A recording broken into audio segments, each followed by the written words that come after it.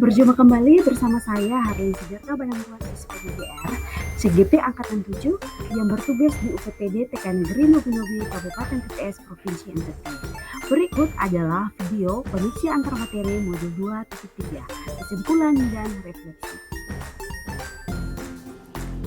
Setelah saya mempelajari modul 2.3, ada materi baru yang saya dapat, yaitu saya mengetahui apa itu coaching, pihak yang terlibat dalam coaching, dan bagaimana proses coaching itu terjadi.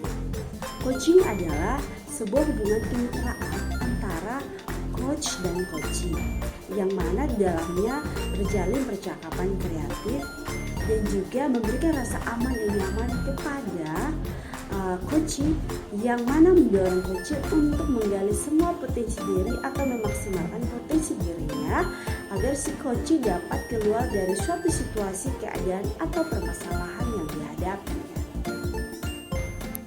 Bapak Ibu guru hebat, di dalam melakukan coaching, seorang coach hendaknya memiliki 3 kompetensi coaching. Yang pertama, kehadiran penuh atau presence. Kedua, mendengarkan dengan aktif. Dan ketiga, mengajukan pertanyaan berbobot. Apabila seorang coach memiliki 3 kompetensi coaching, maka pada saat coaching berlangsung, si coach dapat fokus kepada coaching. Coach juga membuka diri dan memiliki rasa ingin tahu.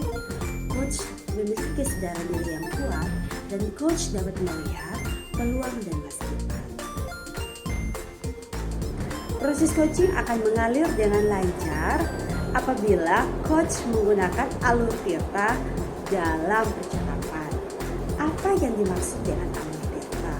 Alur tirta adalah langkah-langkah percakapan dalam coaching yang terdiri dari tujuan, identifikasi, rencana aksi, dan tanggung jawab. Selama mempelajari modul 2.3, saya merasa bahagia karena materi ini belum saya pelajari sebelumnya. Melalui materi ini saya juga merefleksi diri sejauh mana saya melakukan coaching di tempat saya bertugas. Dan saya menyadari bahwa saya mulai melakukan coaching terhadap peserta didik dan juga rekan sejawat. Terhadap peserta didik, seperti ketika peserta didik sedang bermain, saya mengamati mereka. Dikala ada peserta didik yang membutuhkan bantuan, saya pergi menghampiri, memberikan pertanyaan terbuka sehingga peserta didik dapat mengidentifikasi masalah yang dihadapi, mencari solusi, dan menggunakan solusi tersebut untuk memecahkan masalahnya. Sedangkan dengan teman sejawat, saya membuka ruang diskusi, yang mana di ruangan tersebut kami duduk bersama. Saya memberikan pertanyaan terbuka kepada teman-teman, kendala apa yang mereka hadapi dalam melaksanakan kegiatan pembelajaran. Dan di sana mereka pun menyampaikan kendala-kendala yang dihadapi. Kemudian kami berdiskusi untuk mencari solusi dalam mengatasi kendala tersebut. Saya menyadari bahwa rupanya saya belum maksimal melakukan coaching di tempat saya bertugas, yang mana saya belum menggunakan alur tirta di dalam percakapan coaching tersebut. Dan juga saya menyadari bahwa saya belum melakukan 4 percakapan coaching. Di antaranya percakapan perencanaan, percakapan refleksi, dan percakapan evaluasi. Kegiatan coaching mulai saya lakukan di tempat saya bertugas, khususnya kepada rekan sejawat, karena saya memiliki kesadaran diri, yaitu pola pikir bertumbuh. Saya ingin teman-teman juga maksimal dalam melakukan implementasi kurikulum Merdeka. Untuk itu, ketika saya melihat ada teman-teman yang mengalami kendala, saya berinisiatif untuk membuka ruang diskusi. Dan di saat itu, saya harus menekan kepentingan pribadi saya dan mengutamakan kepentingan teman-teman. Melalui ruangan diskusi, saya membangun komunikasi positif dengan teman-teman dan memberikan pertanyaan terbuka, sehingga teman-teman dapat menyampaikan kendala yang mereka hadapi. Dan itu menurut saya adalah salah satu bentuk kepedulian kepedulian saya terhadap masalah yang mereka hadapi. Dan di sana juga kami berdiskusi mencari solusi pemecahan masalahnya. Dan pada akhirnya kami memutuskan mengambil keputusan bertanggung jawab yang nantinya akan teman-teman laksanakan. Selama mempelajari modul ini, saya punya satu pertanyaan.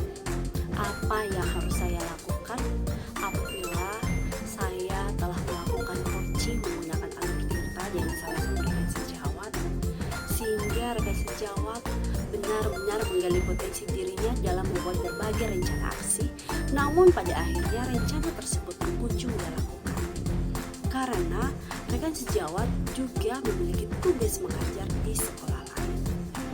Pertanyaan ini dilatar belakangi oleh keadaan real di sekolah tempat saya bertugas, yang mana ketika saya membuka ruang diskusi bersama rekan sejawat untuk mencari solusi dari kendala yang mereka hadapi, terlihat mereka begitu antusias mencari solusi efektif.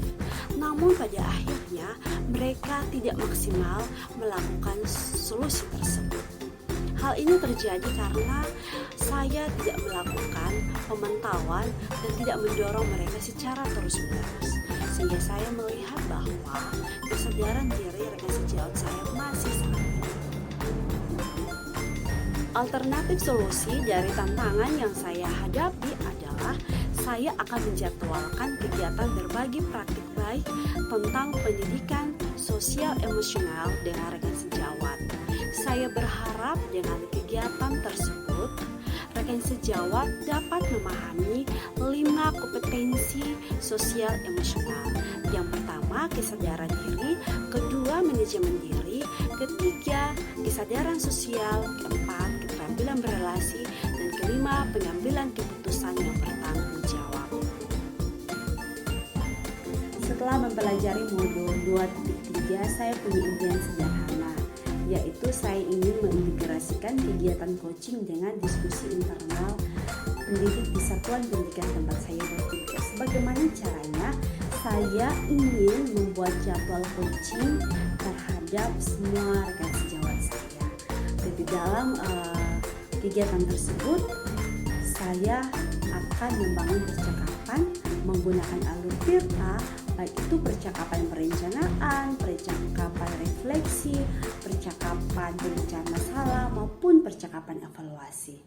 Saya berharap melalui coaching ini potensi rekan sejawat saya dapat dimaksimalkan guna meningkatkan kualitas pendidikan di tempat saya